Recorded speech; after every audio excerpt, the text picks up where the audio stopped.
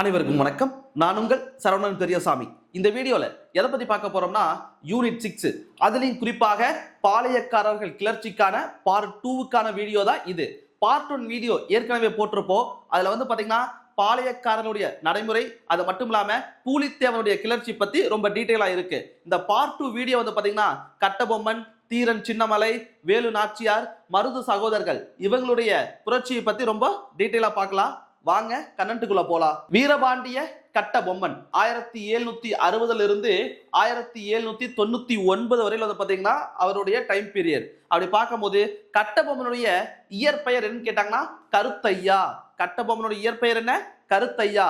1760 ஜனவரி 3ஆம் தேதி பாத்தீங்கன்னா வீரபாண்டியபுர பாளையக்காரராக இருக்கக்கூடிய ஜெகவீர பாண்டிய கட்டபொம்முவுக்கும், அது மட்டும் இல்லாம அவருடைய தாயார் பெயர் என்ன கேட்டாங்கன்னா சண்முக கனியம்மாள். அந்த அம்மாவுக்கு வேறொரு பெயர் இருக்குது, சரிங்களா? ஆறு முகத்தாள் அப்படிங்கிற வேறொரு பெயரும் இருக்குது. வீரபாண்டிய கட்டபொம்மன் அவருடைய தந்தை பெயர் என்னது? ஜெகவீர பாண்டியன். அவங்களுடைய தாய் பெயர் என்னது? சண்முக கனியம்மாள். அந்த அம்மாவுக்கு வேறொரு பெயர் அப்படின்னு கேட்டாங்கன்னா ஆறு முகத்தாள். அவங்களுக்கு தலைமகன் அப்படின்னு கேட்டாங்கன்னா மூத்த மகனாக பிறந்தார். பொதுவா அந்த கட்டபொம்மன் அப்படிங்கிற பெயர், சரியா? கட்டபொம்மு அப்படிங்கிறது பாத்தீங்கன்னா அவங்களுடைய மூலப்பெயர், அதாவது மூதாதையருடைய பெயரை பாத்தீங்கன்னா வழித்தோன்றல் அடுத்தடுத்த ஜெனரேஷனுக்கு அந்த பெயரை பார்த்தா வச்சுக்கிட்டே வராங்க. அப்படிதான் பார்த்தா கட்டபொம்மு என்பது அவர்களுடைய மூலப்பெயர். வீரபாண்டிய கட்டபொம்மனுடைய இளைய சகோதரர்கள் எவ்வளவு பேர்னா 2 சகோதரர்கள் இருப்பாங்க. ஒருவருடைய பெயர் என்ன கேட்டாங்கன்னா ஊமத்துறை. அவருக்கு வேறொரு பெயரும் இருக்குது. என்ன பெயராமா? குமாரசாமி. இது ஏற்கனவே டிஎன்பிசில கேட்ட ப்ரீவியஸ் இயர் கொஸ்டின் தான். அடுத்து இன்னொரு நபருக்கு பேர் என்ன கேட்டாங்கன்னா செவத்தையா. செவத்தையாவுடைய மற்றொரு பெயர் என்னவாமா? துரை சிங்கம். கட்டபொம்மனுடைய 2 சகோதரர்கள். ஒரு சகோதரர் பெயர் என்னது? ஊமத்துறை. ஊமத்துறையுடைய மற்றொரு பெயர் என்னது? குமாரசாமி. மற்றொரு சகோதரர் பெயர் என்னது? செவத்தையா. செவத்தையாவுக்கு மற்றொரு பெயர் என்னது? துரை சிங்கம். கட்டபொம்மனுடைய குல கடவுள், சரியா? குலதெய்வம் அப்படின்னு சொல்லுவாங்க பாத்தீங்களா?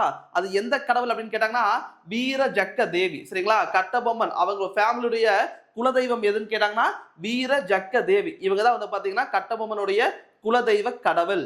மூதாதையர் சில பேசிக்கான டீடைல் கொடுத்திருப்பாங்க. வீரபாண்டிய கட்டபொம்மனுடைய மூதாதையர் விஜயநகர பேரரசு ஆட்சியின் போது தமிழ்நாட்டுக்கு வந்த குடியேறியவர்கள். அப்புறம் இவங்க என்னது?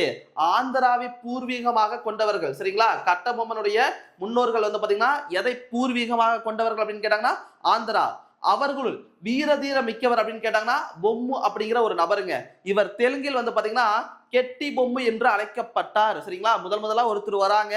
அதுல பாத்தீங்கன்னா அந்த மூதாதையர்ல ரொம்ப பார்த்தா டேலண்டா ரொம்ப திறமையான நபர் யாருன்னு கேட்டாங்கன்னா பொம்மு. இவரை பார்த்தா தெலுங்குல என்ன சொல்றாங்க? கெட்டி பொம்மு என்று அழைக்கப்பட்டார். காலப்போக்கில் தமிழில் பாத்தீங்கன்னா கட்டபொம்மன் என்ற பெயர் வந்தது, சரிங்களா? இதை பேஸ் பண்ணி தான் பாத்தீங்கன்னா அவருக்கு என்ன பேர் வைக்கிறாங்களா? பின்னால வரக்கூடிய நபருக்கு கட்டபொம்மன், வீரபாண்டிய கட்டபொம்மன் அப்படிங்கிற பெயர் காரணமா வந்திருக்கு. இது அவங்களுடைய மூதாதையருடைய பெயர். 1790ங்க பிப்ரவரி 2ஆம் தேதி வீரபாண்டிய கட்டபொம்மன் தனது 30வது வயதில் பாஞ்சாலங்குறிச்சிக்கு பாத்தீங்கன்னா பாளையத்துக்கு பாத்தீங்கன்னா தலைமை பொறுப்புக்கு வராரு. கட்டபொம்மன் எந்த வயதில் பாத்தீங்கன்னா பாளையக்காரர்களுடைய பொறுப்பு பதவி ஏற்றார் அப்படின்னு கேட்டாங்கன்னா 30வது வயது. இவர் தனது 47வது பாளையக்காரர்கள் என்றும் கட்டபொம்மன் குலத்தில் வரக்கூடிய 5வது ஆட்சியாளர் என்றும் கூறப்படுகிறது. அப்பனா அந்த வீரபாண்டியபுரம் அந்த பாஞ்சாலங்குறிச்சிக்கு பாத்தீங்கன்னா இவர் எத்தனாவது பாளையக்காரரா பொறுப்பேற்கிறாரு? 47வது பாளையக்காரர். அது மட்டும் இல்லாம கட்டபொம்ம குலத்தில் எத்தனாவது நபர் அப்படின்னு கேட்டாங்கன்னா 5வது நபர் தான் பாத்தீங்கன்னா நாம படிக்கக்கூடிய வீரபாண்டிய கட்டபொம்மன். கம்பெனியுடைய கட்டாயம். வீரபாண்டிய கட்டபொம்மன் மதுரை நாயக்கருடைய பாளையக்காரர்கள், சரியா? அதாவது விஜயநகர பேரரசு அவங்களுக்கு கீழே யார் ஆட்சி புரியுவாங்க? நாயக்கர் இருப்பாங்க. நாயக்கர் கீழே யார் இருப்பாங்க? பாளையக்காரர்கள். அப்பனா கட்டபொம்மன் ஒரு பாளையக்காரர் தான். யாருக்கு கீழே இருக்கக்கூடிய பாளையக்காரர் அப்படின்னு கேட்டாங்கன்னா மதுரை நாயக்கர். அவருக்கு கீழே கட்டுப்பட்டு இருக்கக்கூடிய ஒரு பாளையக்காரர் தான் யாருன்னு கேட்டாங்கன்னா கட்டபொம்மன். 1792 நவாப் ஆங்கிலேயருடன் செய்து கொள்ளப்பட்ட ஒப்பந்தத்தின்படி பாளையக்காரர்களிடம் இருந்து கப்பம் வசூலிக்கும் உரிமை பாத்தீங்கன்னா கம்பெனிக்கு ஒப்படைக்கப்பட்டது. செகண்ட் கர்நாடிக் வார்ல பார்த்தா பல்வேறு இழப்புகள். நவாப் பார்த்தா அதுக்கு இழப்பீடா சில பகுதிகளை கொடுக்கணும். அதற்கான பகுதிகளை பாத்தீங்கன்னா இந்த தெற்கில் இருக்கக்கூடிய சில பாளையத்தை பார்த்தா கொடுத்துருவாங்க. யாருக்கு அப்படின்னு கேட்டாங்கன்னா ஆங்கிலேயருக்கு. அப்படி இந்த இடத்துல பாத்தீங்கன்னா வரி வசூல் செய்யக்கூடிய அதிகாரம் யாருக்கு போயிருச்சாமா? ஆங்கிலேயருக்கு போயிருச்சு. அப்பனா ஒரிஜினலா இந்த இடத்துடைய பார்த்தா ஓனர் யாரா இருந்திருப்பாங்க? நவாப் தான். நவாப்கிட்ட இருந்து ஆங்கிலேயர் போயிருச்சு. இப்ப ஆங்கிலேயர் அந்த பாளையத்தில் இருக்கக்கூடிய நபர்களை வந்து பாத்தீங்கன்னா வரி வசூல் செய்யக்கூடிய அதிகாரம் பெற்றிருப்பார். சரியா? பாளையக்காரர்கள் கம்பெனியின் கட்டாயத்துக்கு கட்டுப்பட்டனர். சரியா? வேற வழி இல்ல. அந்த இடத்துல வந்து பாத்தீங்கன்னா வரி வசூல் செய்யக்கூடிய அதிகாரம் எல்லாமே யார்கிட்ட போயிருச்சாமா? பிரிட்டிஷ் ஈஸ்ட் இந்தியா கம்பெனிட்ட போயிருச்சு. அப்பனா பாளையக்காரர்கள் வந்து பார்த்தா ஈஸ்ட் இந்தியா கம்பெனிக்கு கட்டுப்பட்டவர்களாக மாறுது. ஆனா வீரபாண்டிய கட்டபொம்மன், மருது சகோதரர்கள் போன்றோர் ஆங்கில ஆதிக்கத்தை எதிர்த்தனர். ஆனா சில பாளையக்காரர்கள் வந்து பாத்தீங்கன்னா நவாபு கீழே இருக்கிறது ஓகே, ஆனா நீ என்ன புதுசா ஒரு நபர், சரியா, வெளியிருந்து வரக்கூடிய ஒரு நபர் அப்படின்னு ஆங்கிலேயரை எதிர்த்திருப்பாங்க. அதுல முக்கியமான இருவர் யாருன்னு கேட்டாங்கன்னா வீரபாண்டிய கட்டபொம்மன், மற்றொருவர் யாருன்னு கேட்டாங்கன்னா மருது சகோதரர்கள். கட்டபொம்மனும் ஜாக்சனும் நவாப்புக்கோ கம்பெனிக்கோ கப்பம் கட்ட வேண்டிய கப்பத்தை தவறாத காலத்தை வந்து பார்த்தா கட்டி வந்தவர் யாருன்னு கேட்டா யாராமாமா? கட்டபொம்மன். நவாப்புக்கு சரி கம்பெனிக்கு கட்ட வேண்டிய கப்பம், சரியா, வரி இருக்கும் பாத்தீங்களா, தவறாமல் காலத்துல டைம்ல வந்து பாத்தீங்கன்னா டாக்ஸ் கட்டிட்டு வரக்கூடிய ஒரு நபர் தான் யாருன்னு கேட்டாங்கன்னா கட்டபொம்மன். வானம் பொய்த்ததால் விளைச்சல் வெகுவாக குறைந்தது. சரியா? மழை இல்ல. அதனால வந்து பாத்தீங்கன்னா அக்ரிகல்ச்சர் என்னாச்சமா ரொம்ப டவுன் ஆயிருச்சு. பாஞ்சாலங்குறிச்சி பஞ்சத்தின் பிடியில் சிக்குண்டது. இவருடைய கட்டபொம்மனுடைய ஹெட் குவார்டர்ஸ் எது? பாஞ்சாலங்குறிச்சியா? இந்த பாளையம் வந்து பாத்தீங்கன்னா மழை இல்லாதனால சரியா விளைச்சல் இல்ல. அதனால என்ன பண்ண முடியலையாமா? சரியாக வந்து பாத்தீங்கன்னா டாக்ஸ் கட்ட முடியல. அதனால் வீரபாண்டியரால் கப்பம் செலுத்த முடியவில்லை. நல்லா விளைச்சல் இருந்ததுன்னா டாக்ஸ் கட்டி இருப்பாரு. இவர் வந்து பாத்தீங்கன்னா விளைச்சல் சரியாக இல்ல, அதனால டாக்ஸ் கட்ட முடியல. ராமநாதபுரம் மாவட்ட கலெக்டர் காலின் ஜாக்சன், சரிங்களா, உண்மை நிலைமை அறியாமல் அவசரப்பட்டு கட்டபொம்மனை தண்டிக்கும் பொருட்டு ஒரு படைய அனுப்ப ஏற்பாடு செய்தார். அங்க இருக்கக்கூடிய ராமநாதபுரம் கலெக்டர் பேர் என்னது? ஜாக்சன். அவர் என்ன பண்றாரு? இது மாதிரி கட்டபொம்மன் சரியா டாக்ஸ் கட்டக்கூடிய ஒரு நபர் தான் இருந்தா இவர் தவறா புரிஞ்சுக்கிட்டு வேணுனே வந்து பார்த்தா டாக்ஸ் கட்டாம இழுத்தடிக்கிறார் அப்படிங்கிற நோக்கத்தோட இவர் புரிஞ்சுக்கிட்டு ஒரு சின்ன ஒரு படையை வந்து பாத்தீங்கன்னா கட்டபொம்மனுக்கு எதிராக அனுப்புறார். வீரபாண்டிய கட்டபொம்மன் ராமநாதபுரத்துக்கு அழைத்து பிரச்சனையை பேசி தீர்த்து கொள்ளுமாறு ஜாக்சன் வந்து பாத்தீங்கன்னா அறிவுறுத்துறாங்க. யார் அப்படின்னு கேட்டாங்கன்னா கம்பெனியுடைய நிர்வாகம். சரியா? கம்பெனி நிர்வாகம் என்ன சொல்ல வராங்களாமா? கட்டபொம்மன் நல்லவர் தான், அதனால அவர்கிட்ட வந்து பார்த்தா பிரச்சனையை பேசி தீர்த்துக்குங்க அப்படிங்கிற மாதிரி வந்து பாத்தீங்கன்னா அந்த கலெக்டருக்கு வந்து பாத்தீங்கன்னா அட்வைஸ் பண்றாங்க. கம்பெனியின் கட்டளையின்படி கலெக்டர் ஜாக்சன் 1798 ஆகஸ்ட் 18 இடப்பட்ட ஒரு கடிதம் இருக்குது. 2 வாரங்களில் ராமநாதபுரத்தில் தன்னை வந்து சந்திக்குமாறு வீரபாண்டிய கட்டபொம்மனுக்கு வந்து பாத்தீங்கன்னா ஒரு தகவல் தெரிவிக்கிறார். சரிங்களா? என்ன சொல்றாரு? ஒரு 2 வாரம் டைம் கொடுத்து இந்த டேட் வந்து என்னை பாரு அப்படிங்கிற மாதிரி வந்து பாத்தீங்கன்னா கட்டபொம்மனுக்கு ஒரு தகவல் தெரிவிக்கிறாங்க. கடிதத்தை அனுப்பிவிட்டு கலெக்டர் ஜாக்சன் வந்து பாத்தீங்கன்னா எங்கு சுற்றுப்பயணம் மேற்கொள்கிறார் அப்படின்னு கேட்டாங்கன்னா திருநெல்வேலி. சரிங்களா? இது மாதிரி ஒரு கடிதம் அனுப்புறார் கட்டபொம்மனுக்கு. 2 வாரத்துல என்ன வந்து பாத்தீங்கன்னா ராமநாதபுரம் கலெக்டர் ஆபீஸ்ல வந்து பாருங்க அப்படிங்கிற கடிதத்தை அனுப்பிட்டு ஜாக்சன் வந்து பார்த்தா என்ன பண்றாராமா? திருநெல்வேலிக்கு சுற்றுப்பயணம் மேற்கொள்கிறார். இதை தெரிஞ்சுக்கிட்ட கட்டபொம்மன் ஜாக்சன் நேரில் சந்திக்க பல்வேறு முறை முயற்சி பண்ணுவார். சரிங்களா? ஜாக்சனை நேரில் சந்திக்க என்ன பண்றாராமா? பல்வேறு இடத்துல முயற்சி பண்ணுவார். இதனால் கட்டபொம்மன் ஜாக்சனை நேரில் சந்திக்க குற்றாலத்தில் காத்திருந்தார். எப்ப அப்படின்னு கேட்டாங்கன்னா 1798 ஆகஸ்ட் 27. ஆனா சந்திக்க முடியல. ராமநாதபுரத்தில் சந்திக்க வேண்டும் என்று வீரபாண்டியிடம் கூறப்பட்டது. ஆனா என்ன சொல்லிட்டாங்க? கலெக்டர் ஆபீஸ்ல வந்து பார்க்கணும், எனக்கான அலுவலகத்துல வந்து பாருன்னு சொல்லிட்டு இவர் மீண்டும் கிளம்பிட்டார். கலெக்டர் சந்தித்து பிரச்சனையை தீர்வு காண விரும்பிய கட்டபொம்மன் என்ன பண்றாராமா? சொக்கம்பட்டி, சிவகிரி, சாத்தூர், ஸ்ரீவில்லிபுத்தூர் மற்றும் பேரையூர், கமுதி ஆகிய இடங்கள்ல வந்து பாத்தீங்கன்னா பின்தொடர்ந்து போறாரு. எப்படியாவது கலெக்டர்கிட்ட பார்த்து இருக்கிற பிரச்சனையை சுமூகமா பேசி முடிச்சுக்கலாம் அப்படிங்கிற நினைப்புல கட்டபொம்மன் ஜாக்சனை பின்தொடர்ந்து போறாரு. எந்தெந்த இடத்துல அப்படின்னு கேட்டாங்கன்னா சொக்கம்பட்டி, சிவகிரி, சாத்தூர், ஸ்ரீவில்லிபுத்தூர், பேரையூர், அதுக்கப்புறம் கமுதி. இங்க எல்லாமே சந்திக்க முடிஞ்சுதான்னு கேட்டா சந்திக்க முடியல. ஜாக்சன் வீரபாண்டியனை ஆகஸ்ட் 31 தன்னை ராமநாதபுரத்தில் சந்திக்க அனுமதி வழங்கினார். ஒரு வழியா கலெக்டர் என்ன பண்றாரு? ஒரு டேட்டா கொடுத்துட்டாரு. எப்ப சந்திக்கிறாராமா? ஆகஸ்ட் 31 வந்து பாத்தீங்கன்னா ராமநாதபுரம் வந்து சந்திக்கும்படி வந்து பாத்தீங்கன்னா ஒரு டேட்டா கொடுத்துட்டாரு. வீரபாண்டிய கட்டபொம்மன் கலெக்டரை ராமநாதபுரத்தில் இருக்கக்கூடிய சேதுபதியின் அரண்மனை ராமலிங்க விலாசத்தில் சந்தித்தார். இவர் கூட போன இன்னொரு நபர் யாருன்னு கேட்டாங்கன்னா இவருடைய அமைச்சராக இருக்கக்கூடிய சிவசுப்பிரமணிய பிள்ளை. கட்டபொம்மனுடைய அமைச்சர் பெயர் கேட்டாங்கன்னா சிவசுப்பிரமணிய பிள்ளை. கலெக்டரை எந்த இடத்துல போய் சந்திக்கிறாங்களாமா? ராமலிங்க விலாசம். அதை கூட கேட்கலாம். சரிங்களா? அடுத்தது வீரபாண்டிய கட்டபொம்மனையும் அமைச்சரையும் சரிங்களா நிற்க வைத்தே பேசியதை அவமரியாதையாக கருதுகிறார். யாருன்னு கேட்டாங்கன்னா கட்டபொம்மன். கட்டபொம்மன் ஒரு மன்னனா இருந்தாலும் அவருக்கு ஒரு சீட்டு கூட கொடுக்கல. கலெக்டர் அவர் நல்லா உட்கார்ந்துட்டு என்ன பண்றாராமா? கட்டபொம்மனை நிக்க வச்சே கேள்வி கேட்கிறார். இது வந்து பார்த்தா கட்டபொம்மனுக்கு அவமானமாக நினைக்கிறார். கலெக்டரின் சிப்பாய்கள் அவர்களை கைது செய்ய முற்பட்ட போது வெளியே தப்பிக்கிறார். யாருன்னு கேட்டாங்கன்னா கட்டபொம்மன். இதை பார்த்தா அவங்களுக்கு உதவியது யாரு, கட்டபொம்மன் தப்பிப்பதற்கு உதவியது யாரு அப்படின்னு கேட்டாங்கன்னா ஊமத்துரை. அவருடைய தம்பியை பாத்தீங்கன்னா ஒருத்தர் இருப்பாரு ஊமத்துரை. அவர் பாத்தீங்கன்னா ஆபீஸ்க்கு வெளியே இருந்திருப்பாரு அந்த ராமலிங்க விலாசத்துக்கு. அவர் தான் பாத்தீங்கன்னா உதவி பண்ணி இருப்பார். பாஞ்சாலங்குறிச்சி திரும்பிய வீரபாண்டிய கட்டபொம்மன் ராமநாதபுரத்தில் நிகழ்ந்ததை கம்பெனிக்கு விரிவாக கடிதம் அனுப்புகிறார். ஏன்னு கேட்டா கட்டபொம்மன் மட்டும் தப்பிப்பாரு, அவருடைய அமைச்சர் சிவசுப்பிரமணியத்தை பார்த்தா என்ன பண்றாங்களாமா, கைது பண்ணிடுவாங்க. அதனால வேற வழி இல்ல, இவருக்கு மேல கலெக்டருக்கு மேல அப்படின்னு கேட்டாங்கன்னா மெட்ராஸ் மாகாணத்தில் இருக்கக்கூடிய கவர்னரா அவருக்கு ஒரு விரிவான கடிதம் எழுதுறாங்க. பாஞ்சாலங்குறிச்சியிலிருந்து திரும்பிய வீரபாண்டிய கட்டபொம்மன் அந்த ராமநாதபுர அந்த அரண்மனையில் நடந்த நிகழ்ச்சியை பத்தி ஒரு விரிவான கடிதத்தை பாத்தீங்கன்னா மெட்ராஸ் கவுன்சிலுக்கு அனுப்புறாங்க. அது மட்டும் இல்லாம அவருடைய அமைச்சரா இருக்கக்கூடிய சிவசுப்பிரமணியம் பிள்ளை அவரை பாத்தீங்கன்னா விடுதலை பண்ண சொல்லி கேட்டிருப்பாரு. இப்போ ஆளுநர் எட்வர்ட் கிளைவ், சென்னை மாகாணத்துடைய ஆளுநர் பாத்தீங்கன்னா எட்வர்ட் கிளைவா இருப்பார். அவர் என்ன பண்றாராமா, பல்வேறு உத்தரவுகள் போடுறாரு. கட்டபொம்மனை முதல்ல பாத்தீங்கன்னா சரணடைய வேண்டும் அப்படின்னு சொல்லியிருப்பாரு. அது மட்டும் இல்லாம ராமநாதபுர நிகழ்ச்சி பற்றி நீதி விசாரணை செய்யப்படும் அப்படிங்கிற ஒரு ஸ்டேட்மெண்ட் சொல்லியிருப்பாரு. ராமநாதபுர கலெக்டர் கலைன் ஜாக்சன் பணியிடை நீக்கம் செய்யப்படுவார் அப்படிங்கிற ஒரு வாக்குறுதி. அமைச்சர் சிவசுப்பிரமணியம் பிள்ளை விடுவிக்கப்படுவார். இதெல்லாம் பாத்தீங்கன்னா ஆளுநர் எட்வர்ட் கிளைவ் போட்ட பல்வேறு உத்தரவுகள். மேலும் பாத்தீங்கன்னா விசாரணை கமிஷன் பாத்தீங்கன்னா எட்வர்ட் கிளைவ் அமைப்பாரு. William Brown, William Orme, John காசா மேஜர், இவங்க 3 பேர் விசாரணை குழுவுடைய மெம்பர். இவங்களுடைய அறிக்கை என்ன சொல்ல வருதாமா, வீரபாண்டிய கட்டபொம்மன் கீழ்ப்படிய மறுத்தார், ஆனால் கலகம் செய்யவில்லை. சரியா, கட்டபொம்மன் பார்த்தா கீழ்ப்படிய மறுத்திருக்கிறாரு, ஆனா பிரிட்டிஷ் ஈஸ்ட் இந்தியா கம்பெனிக்கு எதிராக எந்த ஒரு கலகம் செய்யவில்லை அப்படிங்கிற ஒரு ஸ்டேட்மெண்ட் பாத்தீங்கன்னா அந்த விசாரணை கமிஷன் சொல்றாங்க. இதன் காரணமாக கலெக்டர் காலின் ஜாக்சன் நடத்தை கண்டிக்கத்தக்கது. கட்டபொம்மன் ஒரு குறுநில மன்னர், அவரை பாத்தீங்கன்னா அவமரியாதை பண்ணார். யாருன்னு கேட்டாங்கன்னா நம்மளுடைய கலெக்டர் அப்படிங்கிற ஒரு ஸ்டேட்மெண்ட் பார்த்தா விசாரணை முடிவில் தெரிய வருது. கலெக்டரின் கட்டளையை கட்டபொம்மன் நிறைவேற்றியதில் காலதாமதம் இல்லை. சரியா, கலெக்டர் சொன்னதை பாத்தீங்கன்னா கட்டபொம்மன் சரியான நேரத்துல செஞ்சாரு, காலதாமதம் எல்லாம் ஒண்ணும் கிடையாது. பேட்டி கொடுக்காமல் 23 நாட்கள் சரியா அலைய விட்டதால் கட்டபொம்மன் அவமதிக்கப்பட்டார். என்ன பண்ணாரு, அதாவது கலெக்டரை ஃபாலோ பண்ணிக்கிட்டே போயிட்டே இருந்தாரா கட்டபொம்மன். 23 நாட்கள் கிட்டத்தட்ட 400 மைல் பார்த்தா டிராவல் பண்ணி போயிருப்பாரு. சரிங்களா, அது வரையில் பார்த்தா கலெக்டர் அவரை சந்திக்க மறுத்திருப்பாரு. இது கூட பாத்தீங்கன்னா கட்டபொம்மனுக்கு பார்த்தா ஒரு அவமரியாதை தான் அப்படிங்கிற ஒரு ஸ்டேட்மெண்ட் சொல்லியிருப்பாங்க. ராமநாதபுர அரண்மனையில் கடுமையாக நடத்தப்பட்டதால் தான் கட்டபொம்மன் பாதுகாப்பு கருதி வெளியேற நேரிட்டது. கட்டபொம்மன் பார்த்தா அவமரியாதை பண்ணாங்க.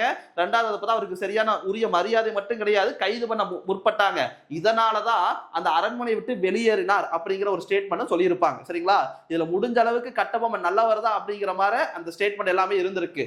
கலவரத்தில் குத்தப்பட்டு உயிரிழந்த கிளர்க்கின் குடும்பத்திற்கு உரிய இழப்பீட்டை வீரபாண்டியன் ஏற்க வேண்டும். தப்பிக்கும் போது அந்த அரண்மனையிலும் தப்பிக்கும் போது ஒரு நபரை வெட்டி இறந்திருப்பார். யாருன்னு கேட்டாங்கன்னா கிளர்க் அப்படிங்கிற ஒரு நபர். அவருக்கான இழப்பீடு யாரு கொடுக்கணுமாமா, கட்டபொம்மன் தான் கொடுக்க வேண்டும் அப்படிங்கிற முடிவு பாத்தீங்கன்னா கட்டபொம்மன் ஏற்க வேண்டிய சூழல் ஏற்படுது. விசாரணை குழு கட்டபொம்மனை நிரபராதி என்று தீர்ப்பளித்தது. கடைசியா முடிவில் என்ன சொல்லிட்டாங்க, கட்டபொம்மன் நல்லவர் தான் அப்படின்ட்டாங்க. புதுசா ஒரு பேர் வராங்க. சரிங்களா, அவனா ஏற்கனவே இருக்கக்கூடிய ஜாக்சன் இருப்பார் பாத்தீங்களா கலெக்டர், அவரை தூக்கிட்டு புதுசா ஒரு நபரை போடுறாங்க, எஸ்ஆர் லசிங்டன். சரிங்களா, அப்படிங்கிற ஒரு புதிய கலெக்டர் பாத்தீங்கன்னா நியமிக்கிறார். சரிங்களா, புதிய கலெக்டர் பேர் என்னது, லசிங்டன் அப்படிங்கிற ஒரு நபர். ஆங்கிலேயர் ஆதிக்கத்தில் இருந்து விடுபட வேண்டும் என்ற தீர்மானித்த கட்டபொம்மன் சிவகங்கை மருது பாண்டியன் ஆங்கிலேயருக்கு எதிராக உருவாக்கிய கூட்டமைப்பில் இணைய இவருக்கு ரொம்ப ஆர்வமா இருக்குது. இப்போ ஒரு குறிப்பிட்ட லெவலுக்கு மேல கட்டபொம்மனுக்கு என்னாச்சு, வெறுப்பாயிருச்சு. எவ்வளவு நாள் தான் நம்ம டாக்ஸ் கட்டிட்டே இருக்கிறது, அதனால நம்ம யாருடைய கூட்டமைப்பு சேரலாம், மருது சகோதரர்கள் அவர்கள் உருவாக்கிய ஒரு கூட்டமைப்புல சேரலாம். இப்படிங்கிற ஒரு முடிவுக்கு யார் வராங்களாமா, கட்டபொம்மன் வராரு. சரிங்களா, 1799 ஜூன் 1ஆம் தேதி கட்டபொம்மன் தனது வீரர்களுடன் மருது பாண்டியனை சந்திக்க சிவகங்கை புறப்பட்டார். மருது பாண்டியனை சந்திக்க பாத்தீங்கன்னா சிவகங்கை எப்ப கிளம்புறாராமா, 1799 ஜூன் 1ஆம் தேதிங்க. அடுத்தது பாருங்க, இருவரும் சந்தித்து பேசிய பின்பு ஜூன் 5ஆம் தேதி மருது பாண்டியன் அனுப்பிய வீரர்களுடன் வீரபாண்டியன் பாஞ்சாலங்குறிச்சிக்கு திரும்புறாரு. மருது பாண்டியன் அவர் என்ன பண்றாரு, சில வீரர்களை பாதுகாப்புக்காக கட்டபொம்மனுக்கு அனுப்பி வைக்கிறார். எத்தனாம் தேதி, ஜூன் 5ஆம் தேதி. பாஞ்சாலங்குறிச்சி கோட்டை தாக்குதலுக்கு சரிபட்டு வராததை அறிந்த கட்டபொம்மன், பாஞ்சாலங்குறிச்சி கோட்டை பாத்தீங்கன்னா சமவெளி பகுதியில் இருக்குதாமா, அதனால ஈஸியா எதிரிகளால் தாக்குதலுக்கு பார்த்தா உள்ளாகி இருக்கும். அதனால என்ன பண்றாங்களாமா, கொஞ்சம் பலமிக்க சிவகிரி கோட்டையை கைப்பற்ற தீர்மானிக்கிறார். சரியா, இதை விட பார்த்தா பாஞ்சாலங்குறிச்சி கோட்டையை விட சிவகிரி கோட்டை பார்த்தா கொஞ்சம் உயரமான கரடுமுரடான இடத்துல இருக்கக்கூடியது, பாதுகாப்புக்கு போர் செய்வதற்கு உகந்தது. அதனால அந்த சிவகிரி கோட்டையை கைப்பற்ற யாரு முயற்சி பண்றாங்க? கட்டபொம்மன். சிவகிரி பாளையம் வந்து பாத்தீங்கன்னா யாருக்கு சப்போர்ட்டான நபர் அப்படின்னு கேட்டாங்கன்னா ஆங்கிலேயருக்கு வந்து பாத்தீங்கன்னா ஆதரவு தெரிவிக்கக்கூடிய ஒரு முக்கியமான ஒரு பாளையம் எதுன்னு கேட்டாங்கன்னா சிவகிரி. ஆனால் அவரது மகனும் மருமகனும் கம்பெனிக்கு எதிரானவர்கள் என்பதால் கட்டபொம்மன் அவர்களின் துணையுடன் தளவாய் குமாரசாமி நாயக்கர் தலைமையில் ஒரு படையை சிவகிரிக்கு அனுப்பி வைக்கிறார். கட்டபொம்மன் டைரக்டா போகல, சிவகிரி பாளையக்காரர் வந்து பார்த்தா ஆங்கிலேயருடைய சப்போர்ட்டர். ஆனா அவருடைய மகன் மருமகன் 2 பேர் வந்து பார்த்தா ஆங்கிலேயருக்கு எதிரானவர்கள். அந்த 2 பேர்த்த யாரு பயன்படுத்திக்கிறா? கட்டபொம்மன் பயன்படுத்திக்கிறார். அது மட்டும் இல்லாம கட்டபொம்மன் தளவாயா ஒரு நபர் இருப்பாராமா, தளவாய் குமாரசாமி நாயக்கர். அவருடைய தலைமையில ஒரு படையை வந்து பார்த்தா எங்க அனுப்புறாங்களாமா? சிவகிரிக்கு வந்து பாத்தீங்கன்னா அனுப்புறாங்க. வீரபாண்டிய கட்டபொம்மனுக்கு சாதகமாக இருந்த சூழ்நிலை 4ஆம் மைசூர் போர் முடிவில் வந்து பாத்தீங்கன்னா பாதகமாக மாறிடுச்சு. ஏன்னு கேட்டா ஆங்கிலேயர்கள் 4ஆம் மைசூர் போரில் வின் பண்ணி இருப்பாங்க சரிங்களா, திப்பு சுல்தானுக்கு எதிராக. அப்பனா அவருடைய மொத்த போக்கஸ் யாருக்கு எதிராக திரும்புதாமா? கட்டபொம்மனுக்கு எதிராக மாறுது. இப்போரில் வெற்றி வாகை சூடிய கவர்னர் ஜெனரல் வெல்லசி பிரபு கட்டபொம்மனின் எதிர்ப்பை முறியடிக்க தக்க தருணத்தை வந்து பாத்தீங்கன்னா எதிர்பார்த்து காத்திருந்தார். அதே போல 4ஆம் மைசூர் போர்ல வந்து பாத்தீங்கன்னா வின் பண்ணிட்டு வெல்லசியுடைய மொத்த போக்கஸ் யார் மேல திரும்பிடுச்சாமா? வீரபாண்டிய கட்டபொம்மனின் மீது. கட்டபொம்மன் கம்பெனி விரோதிகளுடன் கூட்டு சேராமல் பார்த்து கொள்ளுமாறு அறிவுறுத்தப்பட்டார் சரிங்களா. கம்பெனிக்கு எதிரானவர்கள் மீது கூட்டணி சேராம பார்த்துக்கணும். குறிப்பா வந்து பாத்தீங்கன்னா யார் மீது அப்படின்னு கேட்டாங்க? மருது சகோதரர்களுடைய கூட்டமைப்புல. திருச்சி, அதுக்கப்புறம் தஞ்சை, மதுரையில் இருந்த படைகள் திருநெல்வேலிக்கு விரையுமாறு உத்தரவிடப்பட்டது சரிங்களா. 3 பக்கம் இருக்கக்கூடிய முக்கியமான படைகள் எல்லாமே எங்க வருதாமா? திருநெல்வேலி. எங்க இருக்கக்கூடிய படைகளாமா? திருச்சி 1, தஞ்சை, அதுக்கப்புறம் மதுரை சார்ந்த படைகள் எல்லாமே வந்து பாத்தீங்கன்னா எங்க போக சொல்லி இருக்கிறாங்க? திருநெல்வேலிக்கு. திருவிதாங்கூர் மன்னரின் படையும் வந்து பாத்தீங்கன்னா இவர்களுடன் சேர்த்து கொள்ளப்பட்டது. அப்புறம் கட்டபொம்மனுக்கு எதிராக திருச்சியிலிருந்து ஒரு குரூப் வராங்க, தஞ்சையிலிருந்து வராங்க, மதுரை, அது மட்டும் இல்லாம திருவனந்தபுரம் அங்க இருக்கக்கூடிய மன்னருடைய படையும் வந்து பாத்தீங்கன்னா ஆங்கிலேயர் கூட சேர்ந்துக்கிறாங்க. பாளையக்காரர்கள் முறையை ஒழிப்பதன் மூலம் பாளையக்காரர்களுடைய கிளர்ச்சியை முறியடித்து விடலாம் என்பது யாருடைய திட்டம் அப்படின்னு பார்த்தா வெல்லசி பிரபு அவருடைய திட்டம். கட்டபொம்மனை களையெடுக்க மேஜர் பேனர்மேன் அப்படிங்கிற ஒரு நபர் வந்து பாத்தீங்கன்னா கூடுதல் அதிகாரத்தோடு மொத்த படைக்கு வந்து பார்த்தா ஒரு இன்சார்ஜா போடுவாங்க. அப்புறம் கட்டபொம்மன் வந்து பார்த்தா இறுதி படையெடுப்பு சரியா, கட்டபொம்மன் இறுதி படையெடுப்பு அவருக்கு எதிரான இருக்கக்கூடிய நபர் யாருன்னு கேட்டாங்கன்னா மேஜர் பேனர்மேன். அவர் தான் வந்து பாத்தீங்கன்னா கட்டபொம்மனுக்கு எதிராக போரிட வரக்கூடிய முக்கியமான ஒரு நபர். மேஜர் பேனர்மேனுடைய தலைமையில் சென்ற ஆங்கில படை ராமநாதபுரம் வழியாக எங்க போறாங்களாமா? திருநெல்வேலி சென்றது. 1799 செப்டம்பர் 4ஆம் தேதி பாளையங்கோட்டையில் வந்து சந்திக்குமாறு கட்டபொம்மனுக்கு இறுதி எச்சரிக்கை பேனர்மேன் என்ன பண்றாரு? இறுதியா ஒரு எச்சரிக்கை பண்றாரு. எப்ப அப்படின்னு கேட்டாங்கன்னா செப்டம்பர் 1ஆம் தேதி சொல்றாரு. என்ன சொல்ல வர்றாராமா? 1799 செப்டம்பர் 4ஆம் தேதி வந்து பாத்தீங்கன்னா பாளையங்கோட்டையில் என்னை வந்து சந்திக்குமாறு கட்டபொம்மனுக்கு இறுதியாக ஒரு எச்சரிக்கை. கட்டபொம்மன் அதை கேட்டாரா? கேட்கவே இல்லை. கடைசியா வலுவான நிலையில் இருந்த பேனர்மேன் ராமலிங்க முதலியார் அப்படிங்கிற ஒரு நபர் வந்து பாத்தீங்கன்னா கோட்டைக்குள் அனுப்பி கட்டபொம்மனை சந்தித்து பேசி சரணடைய சொல்ல செய்தார். அப்பனா கட்டபொம்மனுடைய பேச்சுவார்த்தைக்காக பேனர்மேனால் அனுப்பப்பட்ட ஒரு நபர் யாருன்னு கேட்டாங்கன்னா ராமலிங்க முதலியார். கட்டபொம்மன் பேனர்மேனின் கோரிக்கை எல்லாம் வந்து பார்த்தா நிராகரிக்கிறாரு. கோட்டையின் பலவீனத்தை அறிந்த ராமலிங்க முதலியார் தெற்கு நுழைவாயில் பீரங்கிகள் கொண்டு தாக்கப்பட்டது. அவர் என்ன சொல்றாரு? கோட்டையோட பலவீனத்தை பத்தி பேனர்மேட்ட சொல்றாரு. அதனால சவுத் சைடு ரொம்ப பார்த்தா வீக்கா இருக்கிறாங்க, அங்க பீரங்கி வச்சு தாக்க சொல்றாங்க. அதன் மூலியமாக தெற்கு நுழைவாயில் வந்து பாத்தீங்கன்னா பீரங்கி கொண்டு தகர்க்கப்பட்டது. எட்டயபுரம் மற்றும் திருவிதாங்கூர் படைகள் சரிங்களா, கட்டபொம்மனுக்கு எதிராக இன்னும் 2 பாளையக்காரர்கள் மற்றும் மன்னர்கள் இருக்கிறாங்க. அதுல குறிப்பா எட்டயபுர பாளையக்காரர்கள் மற்றும் திருவிதாங்கூர் படைகள் எந்த ஏரியாவை தாக்குறாங்களாமா? மேற்கு வாயிலை தாக்குறார்கள் சரிங்களா. ஒரு சைடு வந்து பாத்தீங்கன்னா தெற்கு நுழைவாயில் வந்து பாத்தீங்கன்னா பீரங்கி வச்சு அடிக்கிறாங்க. இன்னொரு சைடு வந்து பாத்தீங்கன்னா எட்டயபுரத்தை சார்ந்த படை வீரர்கள், திருவிதாங்கூர் படை வீரர்கள் மேற்கு வாயில வந்து பார்த்தா தாக்குறாங்க. தளபதி கேரின்ஸ் கொல்லப்பட்டார். கோட்டைக்குள்ள போன ஒரு தளபதி வந்து பார்த்தா ஆங்கில தளபதி கேரின்ஸ் அப்படிங்கிற நபர் அங்க வந்து பார்த்தா உள்ள சண்டையில கொல்லப்பட்டிருக்கிறார். கிளர்ச்சியாளர்கள் கோட்டையை விட்டு வெளியேறி உள்ள இருக்கக்கூடிய கிளர்ச்சியாளர்கள் ஆங்கில படைகள் தாக்குதல் வந்து பாத்தீங்கன்னா என்ன பண்ண முடியல, சமாளிக்க முடியல. கோட்டையிலிருந்து வெளியேறாங்க. எந்த பகுதி நோக்கி போறாங்களாமா? காடல்குடி நோக்கி விரைந்தனர் சரிங்களா. கிளர்ச்சியாளர்கள் கோட்டையை விட்டு வெளியேறி எந்த பகுதி நோக்கி போறாங்க? காடல்குடி அப்படிங்கிற பிளேஸை நோக்கி போயிருப்பாங்க. சிவசுப்பிரமணியம் பிள்ளை கைது. வழக்கம் போல வந்து பார்த்தா அமைச்சர் சிவசுப்பிரமணியம் வந்து பாத்தீங்கன்னா கைது பண்றாங்க. கட்டபொம்மன் என்ன பண்றாராமா, தப்பி சென்றார். காடல் குடியிலிருந்து தப்பி சென்ற வீரபாண்டிய கட்டபொம்மன் புதுக்கோட்டை மன்னன் விஜய ரகுநாத தொண்டைமான் அப்படிங்கிற ஒரு மன்னன் தான் வந்து பாத்தீங்கன்னா கட்டபொம்மனை பிடிச்சு யார்கிட்ட கொடுத்திருப்பாங்க, ஆங்கிலேயர்கிட்ட கொடுத்திருப்பாங்க. எங்க அப்படின்னு கேட்டாங்கன்னா களப்பூர் காட்டில் இருந்து பிடித்து தளபதி பானர்மேனிடம் ஒப்படைத்தார். யாருன்னு கேட்டாங்கன்னா கட்டபொம்மனை காட்டி கொடுத்தவர் அல்லது பிடித்து கொடுத்தவர் யாருன்னு கேட்டாங்கன்னா புதுக்கோட்டை மன்னரா இருக்கக்கூடிய விஜய ரகுநாத தொண்டைமான். படை வீரர்கள் சிவகங்கை வழியாக திண்டுக்கல் தப்பி சென்றனர். கட்டபொம்மனுடைய சில படை வீரர்கள் இருப்பாங்க பாத்தீங்களா, அவங்க என்ன பண்றாங்க, சிவகங்கை வழியாக திண்டுக்கலுக்கு போறாங்க. அங்க மருது பாண்டியரும் கோபால் நாயக்கரும் தங்கியிருந்த ஆங்கில ஆதிக்கத்துக்கு எதிர்ப்பு முகாமில் சேர்ந்தனர். ஆங்கிலேயருக்கு எதிராக ஏற்கனவே ஒரு டீம் ஃபார்ம் பண்ணி வச்சிருப்பாங்க. யாரு, மருது சகோதரர்கள், அதுக்கப்புறம் கோபால நாயக்கர் டீம். அந்த டீம்ல போய் கட்டபொம்மனுடைய படை வீரர்கள் நிறைய பேர் என்ன பண்றாங்களாமா, சேர்ந்துக்கிறாங்க. அவங்களுக்கு வேற ஆப்ஷனே கிடையாது. ஆங்கிலேயர் ஆதரவும் பாளையக்காரர்கள் மன்றத்தில், சரியா, ஆங்கிலேயர் ஆதரவு பெற்ற பாளையக்காரர்கள் மன்றத்தில் எட்டயபுரம் அதுக்கப்புறம் சிவகிரி பாளையக்காரர்கள் வந்து பார்த்தா இடம்பெற்றிருக்கிறாங்க. இவங்க முன்னால வந்து பார்த்தா விசாரணை நடைபெறுது.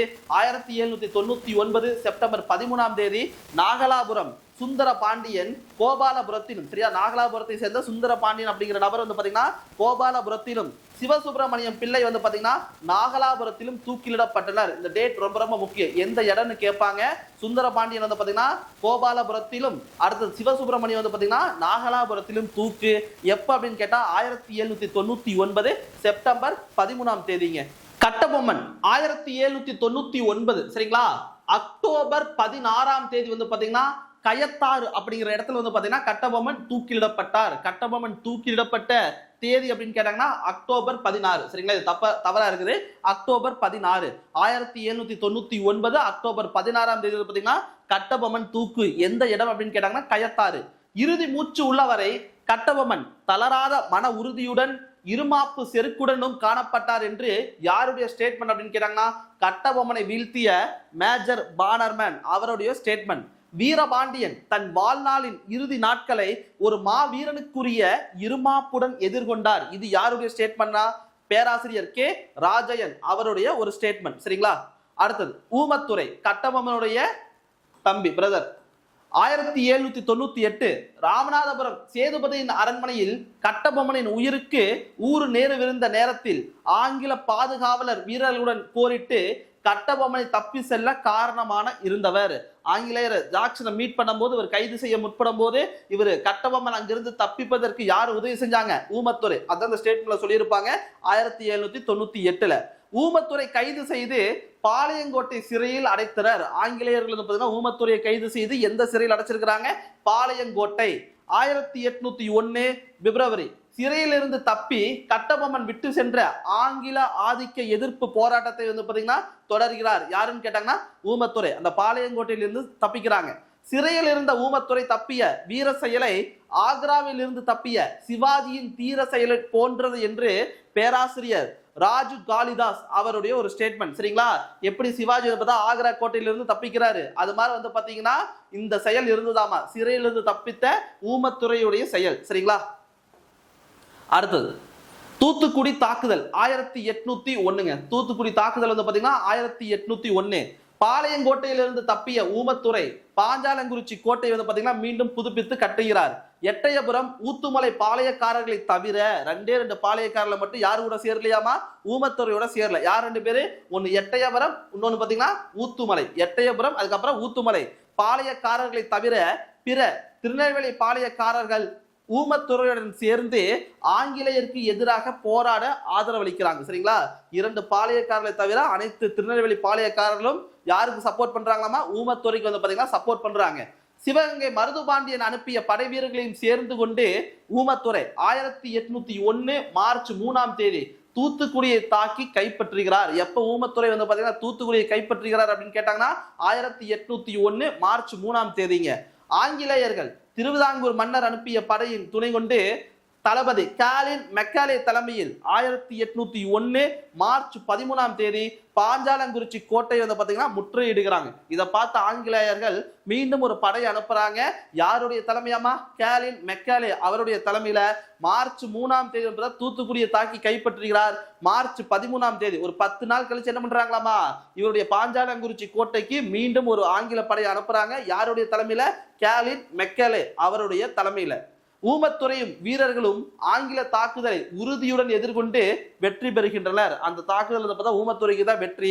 மெக்காலே என்ன பண்றாரு, அவருக்கு சப்போர்ட்டா சென்னை, ஆற்காடு, திண்டுக்கல், திருச்சி மற்றும் மலபார் பகுதிகளிலிருந்து படைகளை திரட்டுகிறார். மெக்காலே சமாளிக்க முடியல, அதனால சென்னையில் இருக்கக்கூடிய சோல்ஜர் வராங்க, ஆற்காட்டு பகுதி, திண்டுக்கல் இருக்கக்கூடிய படை வீரர்கள், திருச்சி மற்றும் மலபார் சேர்ந்த படை வீரர்களை வந்து பாத்தீங்கன்னா என்ன பண்றாராமா, மெக்காலே வந்து துணைக்கு அழைக்கிறார். தஞ்சை மன்னர் சரபோஜியும் புதுக்கோட்டை தொண்டைமானும் ஆங்கிலேயருக்கு ஆதரவாக இருந்தனர். இது ஆங்கில படை வீரர்கள். அதுபோல சில பேர் வந்து பாத்தீங்கன்னா பிரிட்டிஷ்க்கு சப்போர்ட் பண்றாங்க. தஞ்சை மன்னரா இருக்கக்கூடிய சரபோஜி, அதுக்கப்புறம் புதுக்கோட்டை மன்னரா இருக்கக்கூடிய விஜய ரகநாத தொண்டைமான் எல்லாம் வந்து பார்த்தா ஆங்கிலேயருக்கு சப்போர்ட் பண்ணக்கூடிய நபர்கள். 1801 மே 24ஆம் தேதி லெப்டினன்ட் கர்னல் அக்னியூ தலைமையில் வந்து பாத்தீங்கன்னா ஆங்கிலேயரின் கூட்டுப்படை பாஞ்சாலங்குறிச்சி கோட்டையை முற்றுகையிட்டது. மீண்டும் வந்து பாத்தீங்கன்னா எல்லா படைகளும் ஒன்று திரட்டி யார் வந்து பார்த்தா போறாங்க, அக்னியூ தலைமையில் வந்து பார்த்தா ஒரு படை பாஞ்சாலங்குறிச்சி கோட்டைக்கு போறாங்க. 53 நாட்கள் தொடர்ந்து கோட்டை மீது பீரங்கி தாக்குதல் நடத்தப்பட்டு இறுதியில் கோட்டை கைப்பற்றப்பட்டது. அப்பனா பாஞ்சாலங்குறிச்சி கோட்டை மீது எவ்வளவு நாட்கள் பீரங்கி தாக்குதல் நடத்தப்பட்டதுன்னு கேட்டாங்கன்னா 53 நாட்கள். ஊமத்துரை பலத்த காயங்களுடன் உயிர் தப்புகிறார். சரிங்களா, ஊமத்துரை என்ன பண்றாங்களாமா, நல்லா பலத்த காயமாயிருச்சு, ஆனா இருந்தாலும் என்ன பண்றாராமா, உயிர் மட்டும் இருக்குது, தப்பிக்கிறாரு. காளையார் கோவில் கிளர்ச்சி 1801 பாஞ்சாலங்குறிச்சியிலிருந்து தப்பிச் சென்ற ஊமத்துரை அங்கிருந்து தப்பிச்சிட்டாரு. மருது சகோதரர்கள் துவங்கிய ஆங்கில ஆதிக்க எதிர்ப்பு தென்னிந்திய கிளர்ச்சியில் வந்து பாத்தீங்கன்னா இவரு வந்து பார்த்தா பங்கேற்கிறார். சரிங்களா, மருது பிரதர் என்ன பண்றாங்க, அவங்க ஒரு டீம் ஃபார்ம் பண்ணி ஆங்கிலேயருக்கு எதிராக ஒரு கூட்டணி அமைக்கிறாங்க. அந்த டீம்ல வந்து பார்த்தா யார் இணையறாங்களாமா, கட்டபொம்மன் சகோதரர் இருக்கக்கூடிய ஊமத்துரை. தளபதி மெக்கின் தலைமையில் காரைக்குடி வந்த ஆங்கில படையை ஊமத்துரை தாக்குகிறார். சரிங்களா, காரைக்குடிக்கு வந்து பாத்தீங்கன்னா ஒரு ஆங்கில தளபதி வரார், அவர் பேர் என்னது, மெக்கின். அவரை வந்து பார்த்தா யாரு தாக்குறாங்க, ஊமத்துரை வந்து பாத்தீங்கன்னா தாக்குறாரு. கர்னல் அக்னியூவின் தலைமையில் 1801 செப்டம்பர் மாதம் காளையார் கோவிலை தாக்குகிறார். அப்படின்னா என்னாச்சு, அங்க பாஞ்சாலங்குறிச்சியிலிருந்து போய் யார்கிட்ட வந்து பார்த்தா ஒண்ணு சேர்றாங்க, அதாவது மருது பிரதர்ஸ்ட. இதை பார்த்த அக்னியும் மீண்டும் வந்து பாத்தீங்கன்னா 1801 செப்டம்பர் மாசம் வந்து பாத்தீங்கன்னா காளையார் கோவிலை வந்து பார்த்தா தாக்குறாரு. அது மட்டும் இல்லாம இன்ஸ், பிளாக்பர்ன், மெக்காலே தலைமையில் காளையார் கோவில் மீது மும்முனை தாக்குதல் நடத்தப்பட்டது. அவர் மட்டுமல்ல, அது போல இன்னும் 3 பேர் வராங்க ஆங்கில தளபதிகள். ஒருத்தர் பேர் இன்ஸ், இன்னொருத்தர் பேர் என்னவாமா பிளாக்பர்ன், மூணாவது நபர் வந்து பாத்தீங்கன்னா மெக்காலே. இவங்க 3 பேர் சேர்ந்து என்ன பண்றாங்களாமா, காளையார் கோவிலை வந்து பார்த்தா தாக்குறாங்க. காளையார் கோவில் ஆங்கில படையால் கைப்பற்றப்பட்ட பிறகு திண்டுக்கலுக்கு தப்பி சென்றார் ஊமத்துரை. அங்கிருந்து என்ன பண்றாங்க, வேற வழி இல்ல, வேற வழி இல்லாம எங்க போறாங்களாமா, திண்டுக்கலுக்கு தப்பிச்சு போறார். யாருன்னு கேட்டாங்கன்னா ஊமத்துரை. திண்டுக்கல் தாக்குதல் 1801 ஊமத்துரை திண்டுக்கலுக்கு தப்பி சென்றார். திண்டுக்கலுக்கு போயிட்டார் காளையார் கோவில் இருந்து. விருப்பாட்சியை கைப்பற்றி அடர்ந்த காடுகளுக்குள் சென்று ஊமத்துரை போராட்டத்தை தொடர்ந்தார். அங்க வந்து பாத்தீங்கன்னா விருப்பாட்சி வந்து பார்த்தா ஒரு கண்ட்ரோல்ல கொண்டு வந்துருவாரு. காட்டு பகுதியிலிருந்து மறைமுக தாக்குதல் செய்யறாங்க. திண்டுக்கல்லில் ஜோன்ஸ் தலைமையிலான படையை தோற்கடித்தார். திண்டுக்கல் வந்து பாத்தீங்கன்னா ஆங்கில படை தளபதி பேர் என்னது, ஜோன்ஸ். அவருடைய தலைமையிலான படையை வந்து பாத்தீங்கன்னா தோற்கடிக்கிறார். ஊமத்துரையும் அவரது படை வீரர்களும் திண்டுக்கல் பள்ளத்தாக்கில் பதுங்குறாங்க. சரிங்களா, அங்க இருக்கக்கூடிய மறைவான இடத்துல பதுங்கி இருக்கிறாங்க. 1801 நவம்பர் 16 ஊமத்துரையும் செபத்தையும் சிரதேசம் செய்யப்பட்டதாக.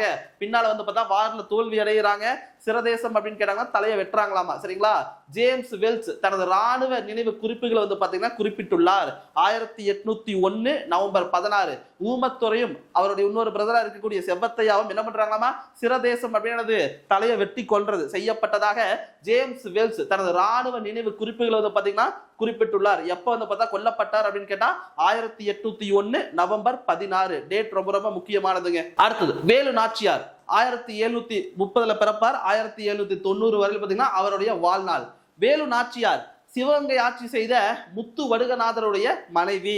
அவருடைய அமைச்சர் யாருன்னு கேட்டாங்கன்னா தாண்டவராய பிள்ளை. சரிங்களா, புக்ல இருக்கிற மாதிரி எல்லா டேட்டாவும் வந்து பார்த்தா ரொம்ப டீட்டெயிலா தான் கொடுக்கல. வேலு நாச்சியாரை பத்தி சில முக்கியமான பாயிண்ட்ஸ் மட்டும் தான் இருக்கு. சரிங்களா, சார் இந்த பாயிண்ட்ஸ் இல்ல அந்த பாயிண்ட்ஸ் இல்லைன்னு வராதீங்க. அதாவது வெங்கடேசன் சார் புக்ல என்ன கொடுத்துருக்காங்களோ அதை மட்டும் தான் நான் எடுத்து கொடுத்துருக்கிறேன். சரியா, முத்து வடுகநாதர் டச்சுக்காரர்களுக்கு வர்த்தக வசதிகளை செய்து கொடுத்தமையால் ஆங்கிலேயர்கள் இருமுறை சிவகங்கை மீது படையெடுத்து வடுகநாதனை கொன்றனர். அதாவது முத்து வடுகநாதர் யாருடைய சப்போர்ட்டரா இருப்பாராமா? டச்சுக்காரர்களுக்கு சப்போர்ட்டரா இருக்கிறாங்க. அவங்களுக்கு பார்த்தா என்ன பண்றாராமா? ட்ரேட் சென்டர், வணிக வசதிகள் செஞ்சு கொடுக்குறாங்க. இதனால ஆங்கிலேயர்கள் இருமுறை பார்த்தா முத்து வடுகநாதர் மீது போர் தொடுக்கிறாங்க. சரிங்களா? 1772 காளையார் கோவில் வார்ல பாத்தீங்கன்னா முத்து வடுகநாதர் இறக்குறாரு. வேலு நாச்சியார் மற்றும் அவருடைய மகள் தாண்டவராய பிள்ளை இவங்க எல்லாரும் பாத்தீங்கன்னா விருப்பாட்சிக்கு தப்பி செல்றாங்க. சரிங்களா? அங்கிருந்து என்ன பண்றாங்களாமா? திண்டுக்கல் இருக்கக்கூடிய விருப்பாட்சிக்கு தப்பிச்சு போறாங்க. அந்த வாய்ப்பை பயன்படுத்தி கொண்ட வேலு நாச்சியார் சரிங்களா ஒரு படையை திரட்டி ஐதர் அலி மற்றும் கோபால நாயக்கருடன் சேர்ந்து ஆங்கிலேயரை தாக்க திட்டமிட்டார். அங்க விருப்பாட்சியில் பாத்தீங்கன்னா வேலு நாச்சியாருக்கு அடைக்கலம் கொடுத்தது யாருன்னு கேட்டாங்கன்னா யாராமா?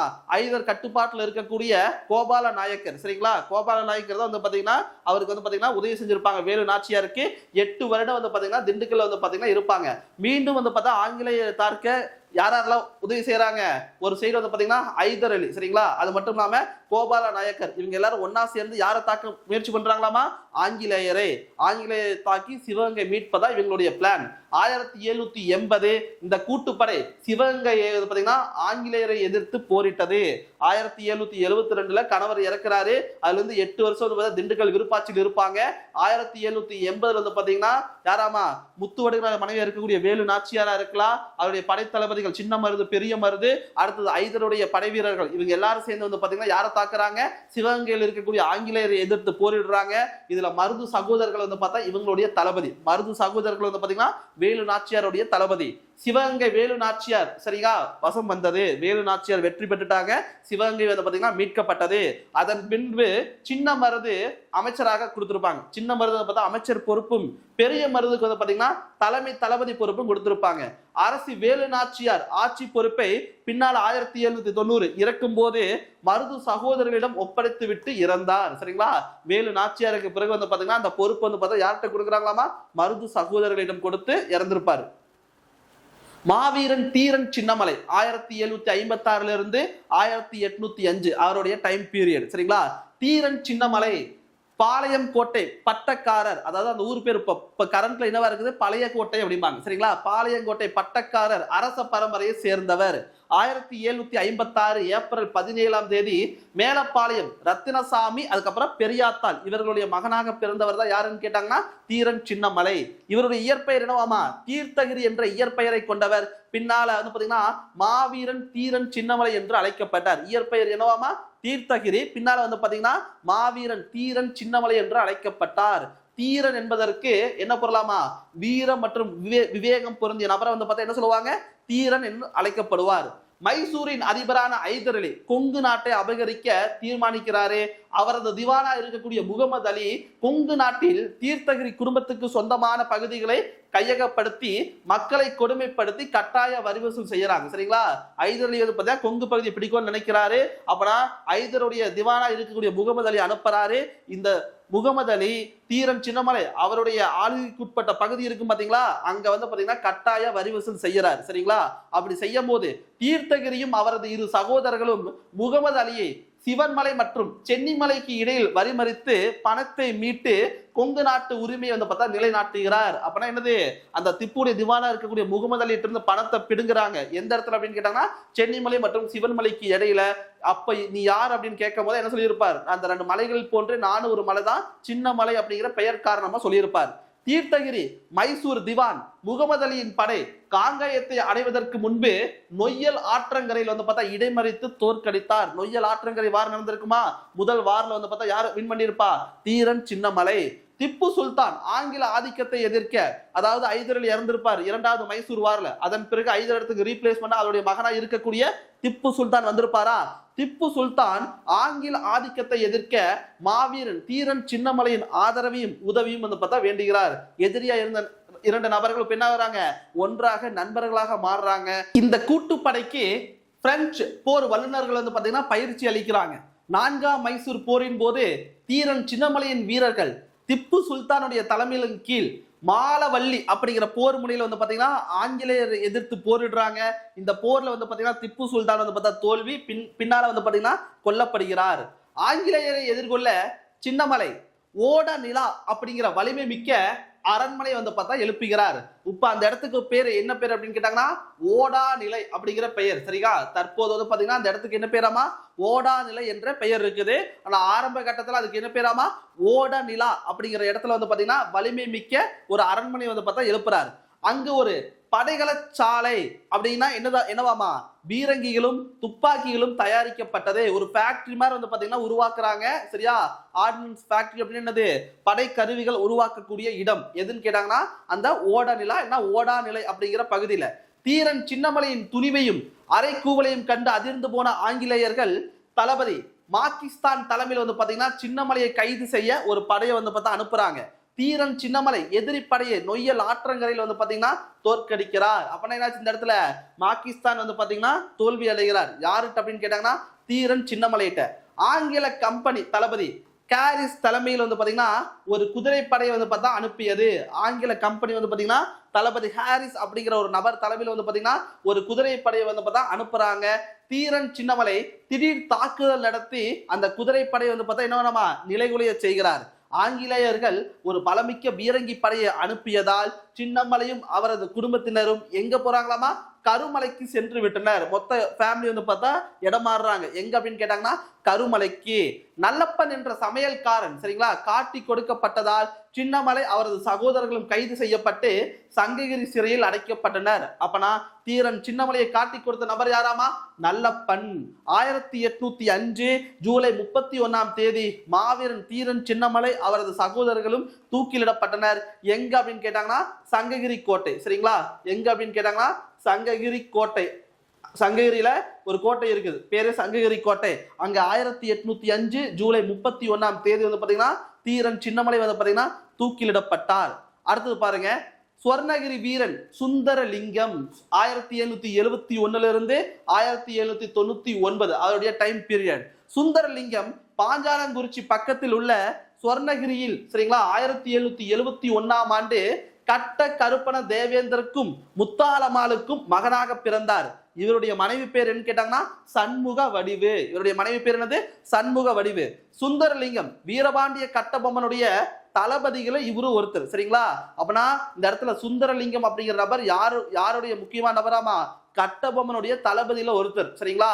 நதிநீர் பங்கீட்டு சம்பந்தமாக பாஞ்சாலங்குறிச்சிக்கும் எட்டயபுரத்துக்கும் இடையே ஏற்பட்ட தகராறு சுந்தரலிங்கம் தலையிட்டு என்ன பண்றாராமா தீர்த்து வைக்கிறார். அதன் பின்பு கட்டபொம்மனின் படைப்பிரிவில் சேர்க்கப்பட்டு தளபதி அளவுக்கு உயர்ந்தவர். கட்டபொம்மனுடைய தளபதி ஒருத்தரா இருக்கக்கூடிய நபர் தான் யாருன்னு கேட்டாங்கன்னா சுந்தரலிங்கம். வீரபாண்டிய கட்டபொம்மன் ராமநாதபுரம் மாவட்ட ஆட்சியர் ஜாக்சனை சந்திக்கும் போது சுந்தரலிங்கமும் ஊமத்துறையும் சேர்ந்தே சென்றனர். அந்த இடத்துல நம்ம ஊமத்துறை மட்டும் பார்த்திருப்போம். ஊமத்துறையோட கூட சென்ற இன்னொரு நபர் யாராமா சுந்தரலிங்கம். கோட்டை வாயில் நடந்த கைகலப்பில் சுந்தரலிங்கம் ஆங்கில தளபதியா இருக்கக்கூடிய கிளார்க்கை வந்து பாத்தீங்கன்னா வெட்டி கொன்றார். ஒரு கிளார்க் அப்படிங்கிற நபர் இறந்தாருன்னு பார்த்தா பாத்தீங்களா, அவரை கொன்றவர் யார் அப்படின்னு பார்த்தா யாராமா சுந்தரலிங்கம். கட்டபொம்மன் தப்பி செல்ல சுந்தரலிங்கம் ஊமத்துறையும் பேருதவி செய்தனர். அங்க வந்து பாத்தீங்கன்னா ஊமத்துறை பெயர் மட்டும்தான் இருக்கு. இங்க வந்து பாத்தீங்கன்னா கட்டபொம்மன் தப்பிப்பதற்கு சுந்தரலிங்கம் இவரும் ஒருத்தர் தான் காரணம். சரிங்களா? 1799 செப்டம்பர் 5 பாஞ்சாலங்குறிச்சி கோட்டை ஆங்கிலேயர்களால் முற்றுகையிடப்பட்ட போது சுந்தரலிங்கம் துணை தளபதிகளுடன் எதிரி படையினரை எதிர்கொண்டு பலத்த சேதத்தை விளைவிக்கிறார். யாருக்கு அப்படின்னு கேட்டாங்கன்னா ஆங்கிலேயருக்கு. அது மட்டும் இல்லாம கட்டபொம்மனும் ஊமத்துறையும் கோட்டையை விட்டு வெளியேற யார் உதவி செய்யறாங்களாமா சுந்தரலிங்கம் வந்து பாத்தீங்கன்னா உதவி செய்கிறார். ஊமத்துறைக்கு துணையாக இருந்தார். யாருன்னு கேட்டாங்கன்னா சுந்தரலிங்கம். சரிங்களா? அவர் ஒரு தளபதி தான். ஊமத்துறையோட நண்பர் மாதிரி இருக்க கூட ரொம்ப துணையா இருக்கக்கூடிய ஒரு நபர் தான் பார்த்தா யாராமா சுந்தரலிங்கம். கோல்வார்பட்டி சண்டையின் போது 1799 செப்டம்பர் 9 தலைமறைவான சுந்தரலிங்கம் சுவர்ணகிரி பசுவந்தானை பட்டண மருதூர் போன்ற இடங்களுக்கு சென்று இளைஞர்களை திரட்டி போர் பயிற்சி கொடுத்தார். சரிங்களா? கோல்வார்பட்டி அப்படிங்கிற இடத்துல ஒரு சண்டை நடக்குது 1799 செப்டம்பர் 1. அதுக்கப்புறம் தலைமறைவாகிறார். யாருன்னு கேட்டாங்கன்னா சுந்தரலிங்கம். அவர் வந்து பாத்தீங்கன்னா அவருடைய நேட்டிவ் எந்த ஊரு சுவர்ணகிரி. அது மட்டும் இல்லாம பசுவந்தானை அதுக்கப்புறம் பட்டண மருதூர் இந்த இடத்துக்கு சென்று அங்க இருக்கக்கூடிய இளைஞர்களை திரட்டி ஒரு படையை வந்து பார்த்தா உருவாக்குறார். போர் பயிற்சியும் கொடுக்கிறார். அவரது சிறு படையை கொண்டு பாளையங்கோட்டை சிறையில் இருந்த ஊமத்துறையை விடுவிக்கிறார். 1801 ஜனவரி 2ஆம் தேதி வந்து பாத்தீங்கன்னா ஊமத்துறை வந்து பார்த்தா விடுவிக்கிறார். எங்கிருந்து? பாளையங்கோட்டை சிறையிலிருந்து. யார் இந்த வேலையை பார்த்தாங்க அப்படின்னு பார்த்தா யாராமா? சுந்தரலிங்கம். பாஞ்சாலங்குறிச்சி கோட்டையை ஊமத்துறையும் சுந்தரலிங்கம் விரைந்து கட்டுறாங்க. சுந்தரலிங்கம் ஊமத்துறையும் விருப்பாட்சியில் கைது செய்யப்பட்டு பாஞ்சாலங்குறிச்சியில் வந்து பாத்தீங்கன்னா பீரங்கி மேட்டில் வந்து பாத்தீங்கன்னா ஒரே நேரத்தில் ஒரே நாள் வந்து பாத்தீங்கன்னா தூக்கிலிடப்பட்டனர். எப்ப அப்படின்னு கேட்டா 1801 நவம்பர் 16. சரிங்களா? 1801 நவம்பர் 16 வந்து பாத்தீங்கன்னா என்னது சுந்தரலிங்கம் அதுக்கப்புறம் ஊமத்துறை 2 பேர் வந்து பார்த்தா என்ன பண்றாங்களாமா? விருப்பாட்சியில் கைது செய்யப்பட்டு பாஞ்சாலங்குறிச்சி பீரங்கி மேட்டில் வந்து பார்த்தா ஒரே நேரத்தில் தூக்கிலிடப்பட்டனர் அப்படிங்கிறாங்க. மாமன்னன் மருது பாண்டியர் 1748 1801 வரையில அவங்களுடைய time period. Marudhu Pandiyan 1748 December 15ஆம் தேதி மூக்கையா பழனியப்பனுக்கும் பொன்னாத்தாளுக்கும் சிவகங்கை அருப்புக்கோட்டைக்கு அருகில் இருக்கக்கூடிய நரிக்குடி அப்படிங்கிற ஒரு கிராமத்தில் வந்து பார்த்தா பிறந்திருப்பார். இவருடைய தம்பி சரிங்களா? இளவல் அப்படின்னா தம்பி. சின்ன மருது 1753 வந்து பார்த்தா இவர் பிறக்கிறார். யாரு? சின்ன மருது. மருது சகோதரர்கள் என்று அழைக்கப்பட்ட பெரிய மருதுவும் சின்ன மருதுவும் சூரன் கோட்டையில் போர்க்கலை பயிற்சியில் பெற்றார். சரிங்களா? எங்க போர் பயிற்சி பெறாங்கம்மா? சூரன் கோட்டை. அந்த இடத்துல வந்து பாத்தீங்கன்னா போர் பயிற்சி வந்து பார்த்தா பெறுகிறார்கள். இருவரும் வளாரி. சரியா? வளரி அப்படின்னு சொல்லுவாங்க பாத்தீங்களா? தூக்கி எறிவாங்களே, அதுல வந்து பாத்தீங்கன்னா இருவரும் வல்லவர்கள். ராமநாதபுரம் மன்னர் முத்து விஜய ரங்கநாத சேதுபதி இவர்களுக்கு பாண்டியர்கள் என்ற பெயரை சொல்றாங்க. சரியா? பாண்டியர்கள் அப்படிங்கிற பெயர் யாரால் சூட்டப்பட்டதுன்னா ராமநாதபுரம் மன்னரா இருக்கக்கூடிய முத்து விஜய ரங்கநாத சேதுபதி. சரிங்களா? நம்ம என்ன சொல்லியிருப்போம்? மருது பாண்டியன் அப்படிங்கிற பெயர் தானே சொல்லியிருப்போம். அப்படி பார்க்கும்போது அந்த பாண்டியர்கள் அப்படிங்கிற பெயர் யாரால் சூட்டப்பட்டதுன்னா முத்து விஜய ரங்கநாத சேதுபதியால் சூட்டப்பட்டது. சிவகங்கை மன்னர் முத்து வடுகநாதர் மருது சகோதரர்களை தனது ராணுவ தளபதிகளாக சேர்த்து கொண்டார். சரிங்களா? அப்பனா இந்த இடத்துல மருது சகோதரர்கள் யாருடைய படை தளபதியாமா? முத்து வடுகநாதருடைய படை தளபதி. 1772 ஆங்கில தளபதி பாஞ்சோர் காளையார் கோவில் தாக்கிய போது சிவகங்கை மன்னர் முத்து வடுகநாதர் உயிரிழக்கிறாரு. அது மட்டும் இல்லாம அதே நேரத்தில் மருது சகோதரர்கள் ராணி வேலு நாச்சியாரை பாதுகாப்புடன் மைசூர் சுல்தான் ஐதர் அலி கட்டுப்பாட்டில் இருக்கக்கூடிய திண்டுக்கலுக்கு அழைச்சிட்டு போறாங்க. அங்க திண்டுக்கலுடைய விருப்பாட்சியுடைய பாளையக்காரா இருக்கக்கூடிய கோபால நாயக்கருடைய பாதுகாப்புல வந்து பார்த்தா இருப்பாங்க. வேலு நாச்சியார் ஆற்காடு நவாப்பின் ஆதரவோடு சிவகங்கையுடைய அரசியா மாறிடுவாங்க. சரிங்களா? வேலு நாச்சி என்ன பண்றாங்க? ஆற்காடு நவாப்பின் ஆதரவோடு சிவகங்கை வந்து பாத்தீங்கன்னா என்ன பண்றாங்க? மீட்டு அரசியா மாறிடுவாங்க. மீண்டும் நவாப் என்ன பண்ணுவாரு? அந்த 8 வருடம் வரியை வந்து பார்த்தா மொத்தமா கட்ட சொல்லுவாங்க. கட்ட முடியாதும்பாங்க. ஆற்காடு நவாப் இப்போது என்ன பண்றாரமா? ஆங்கிலேயர் ராணுவ உதவியோடு கல்லர்குடியை தாக்குறாங்க. அதில் மருது சகோதரர்கள் வெற்றி. சரிங்களா? மீண்டும் ஒரு போர் நடக்குது நவாப்புக்குமே மருது சகோதரர்களுக்கு இடையே. அதுல வந்து பார்த்தா மருது சகோதரர்கள் வந்து பாத்தீங்கன்னா வெற்றி பெறாங்க. கட்டபொம்மன் தூக்கிலிடப்பட்ட பின்பு 1799 அக்டோபர் 9 மருது சகோதரர்கள் மற்றும் அதுக்கப்புறம் வந்து பாத்தீங்கன்னா ஊமத்துறை சகோதரர்களும் அடைக்கலம் கொடுத்து ஆதரிக்கிறாங்க. சரிங்களா? என்ன நடக்குதாமா? கட்டபொம்மன் இறந்துட்டாரு. அதுக்கப்புறம் அவருடைய பிரதரா இருப்பாங்க பாத்தீங்களா ஊமத்துறை செபத்தியா, இவங்களுக்கு அடைக்கலம் கொடுத்தது யாருன்னு கேட்டாங்கன்னா மருது சகோதரர்கள். அவர்களை ஆங்கிலேயரின் ஒப்படைக்க மறுத்ததால் சிவகங்கையை தாக்குறாங்க. யாருன்னு கேட்டாங்கன்னா ஆங்கிலேயர் கேட்கிறாங்க, ஊமத்துறையை என்கிட்ட ஒப்படைக்க சொல்றாங்க. மருது சகோதரர்கள் மறுக்கிறாங்க. இதன் காரணமாக ஆங்கிலேயர்கள் 1801 வந்து பாத்தீங்கன்னா சிவகங்கை பகுதியை வந்து பார்த்தா தாக்குறாங்க. மருது பாண்டியர்கள் இந்த தாக்குதலை முறியடித்து ஆங்கிலேயருக்கு சொந்தமான 3 மாவட்டங்களையும் கைப்பற்றுகிறார். இவங்களும் சும்மால திருப்பி அடிக்கிறாங்க. பிரிட்டிஷுக்கு சொந்தமான 3 டிஸ்ட்ரிக்ட் வந்து பாத்தீங்கன்னா கேப்சர் பண்ணி இருப்பாங்க. யார் அப்படின்னு கேட்டாங்கன்னா மருது பாண்டியர்கள். மருது பாண்டியர்கள் ஆங்கிலேயர் ஆதிக்கத்தை தீவிரமாக எதிர்த்து வராங்க. சரிங்களா? மருது சகோதரர்கள் இந்த எதிர்ப்புக்கு ராமநாதபுரம், தஞ்சை, மதுரை பகுதி தலைவர்கள் வந்து பார்த்தா ஆதரவளிக்கிறாங்க. சரிங்களா? மருது சகோதரருக்கு சப்போர்ட் பண்ணக்கூடிய நபர்கள் யாரு? ராமநாதபுரம், அதுக்கப்புறம் தஞ்சை பகுதியை சார்ந்த, அதுக்கப்புறம் மதுரை சார்ந்த பகுதியை சார்ந்த சில தலைவர்கள் வந்து பாத்தீங்கன்னா இவங்களுக்கு சப்போர்ட் பண்றாங்க. 1801 ஜூன் மாதம் வரலாற்று முக்கியத்துவம் வாய்ந்த சுதந்திர பிரகடனத்தை வந்து பாத்தீங்கன்னா மருது சகோதரர்கள் வெளியிடுறாங்க. சரிங்களா?